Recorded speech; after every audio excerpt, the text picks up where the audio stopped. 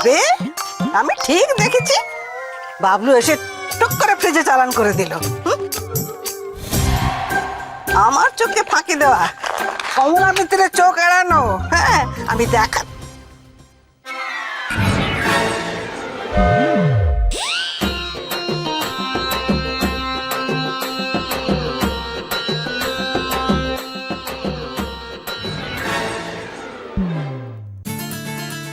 খেয়ে নিলে খবর হলো হাতে ধরে থাকবো, তুমি কেড়ে নেবে বলে? ঠাম্মা, বকবে না, বকবে না, একদম বকবে না। কেউ আমাকে একটা মিষ্টি দেয়নি।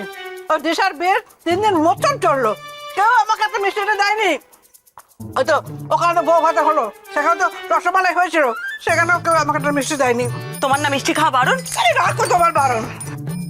এমনিতে বৈতরণী পার হবার সময় হয়ে এসছে, বারণ। থামা, দাঁড়াও, আমি সবাইকে দেখো দেখো দেখো দেখো, তো তোমার আমার মধ্যে কথা হচ্ছিল, আবার ওদেরকে কেন? এই তোমার কথা চিনি, তারপরে একটা গোটা রসমালাই খাচ্ছ। এই দেখো, ঠিক আছে, আর যদি না বলি? ঠিক আছে, তাহলে আমিও কাউকে ডাকবো না। না, জল খাও। সত্যি বাবা,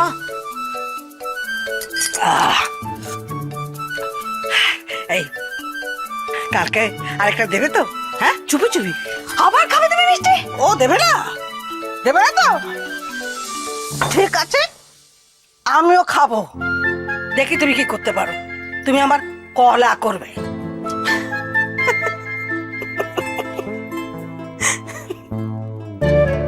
সত্যি বাবা, উফ।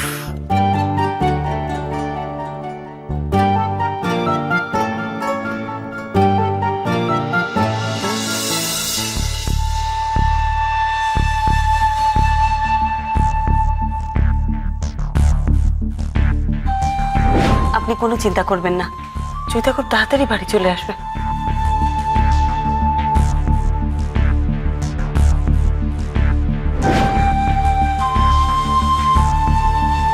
ভদ্রমহিলা ওইরকম ব্যবহার করছিলেন কেন?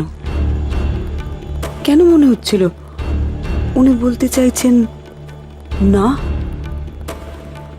চৈতা ফিরে আসুক সেটা কি উনি চান না? কেন?